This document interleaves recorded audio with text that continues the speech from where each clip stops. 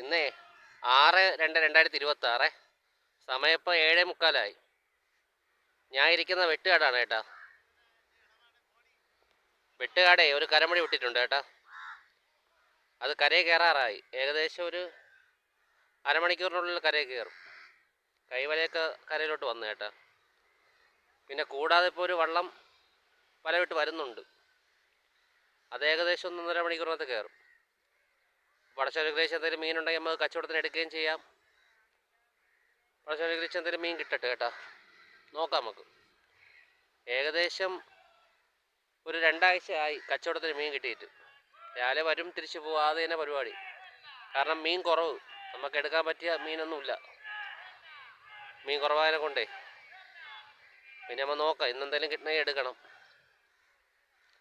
പിന്നെ പ്രധാനപ്പെട്ട ഒരു കാര്യം പറയാനുണ്ട് കേട്ടാ. അതായത് നമ്മളെ ഈ ചാനലാണെങ്കിലേ മോണിറ്റൈസ് ചെയ്തിട്ടുണ്ട് കേട്ടോ. ഇന്നലെ മോണിറ്റൈസ് ചെയ്യാൻ പറ്റി. അതായത് 1 വർഷമായി ഞാൻ ഈ വീഡിയോ ഇടാൻ തുടങ്ങിയിട്ട്. ഈ ചാനലിലെ കടൽ ജീവിതം എന്ന് പറഞ്ഞ ചാനലിൽ വീഡിയോ ഇടാൻ തുടങ്ങിയിട്ട് ഏകദേശം 1 വർഷമായി. അപ്പം ഈ ഫിഷിംഗ് വീഡിയോ ആയിട്ട് തന്നെ കണ്ടന്റ് ചെയ്യാൻ തുടങ്ങിയിട്ട് 2 മാസമായി. അപ്പോൾ ഈ 2 മാസം കൊണ്ട് നിരന്തരമായിട്ട് വീഡിയോ ഇട്ടതിൻ്റെ ഫലമായിട്ട് ഇന്നലെ എനിക്ക് ആ ചാനൽ മോണിറ്റൈസ് ചെയ്യാൻ പറ്റിയിട്ടുണ്ട് കേട്ടോ. അത് വളരെ സന്തോഷമുണ്ട്. കാരണം അത് പറ്റിയത് തന്നെ നിങ്ങളുടെ സപ്പോർട്ട് കൊണ്ടാണ്. നമ്മളെ ഈ ചാനലൊരു ചെറിയ ചാനലാണ്, ഒരുപാട് സബ്സ്ക്രൈബേഴ്സ് ഇല്ല, വ്യൂസ് കുറവാണ്. എങ്കിലും നിങ്ങളുടെ സപ്പോർട്ട് കൊണ്ട് എനിക്കാണെങ്കിൽ ഇതിനകത്ത് മോണിറ്റൈസ് ചെയ്യാൻ പറ്റിയിട്ടുണ്ട്. മോണിറ്റൈസ് ചെയ്യാൻ പറ്റുന്നതാണ്. 4000 വാച്ചർ കംപ്ലീറ്റ് ചെയ്യണം, 1000 സബ്സ്ക്രൈബേഴ്സ് വേണം. പക്ഷെ അതൊക്കെ എനിക്ക് കംപ്ലീറ്റ് ചെയ്യാൻ പറ്റിയിട്ടുണ്ട് കേട്ടോ. അത് നിങ്ങളുടെ സപ്പോർട്ട് ഉള്ളത് കൊണ്ടാണ്. അപ്പോൾ അതിൽ വളരെ സന്തോഷമുണ്ട്. അപ്പോൾ ഇനിയും സപ്പോർട്ട് ഉണ്ടാവണം. അപ്പോൾ വീഡിയോ കാണുന്നവർ ഇഷ്ടപ്പെടുന്നുണ്ടെങ്കിൽ സപ്പോർട്ട് കമൻ്റ് എല്ലാം ചെയ്യണേ, സബ്സ്ക്രൈബൊക്കെ ചെയ്യണേ. നിങ്ങളുടെ സപ്പോർട്ടാണ് നമ്മളെ ഈ ചാനലിൻ്റെ വിജയം. എന്തായാലും നമുക്കിപ്പോൾ ഒരു അരമണിക്കൂറിനകത്തേ കരയിലോട്ട് വല കയറി വരും. നമുക്കെന്ത് മീനാണോ നോക്കാമേ. ഓക്കെ എന്നാൽ.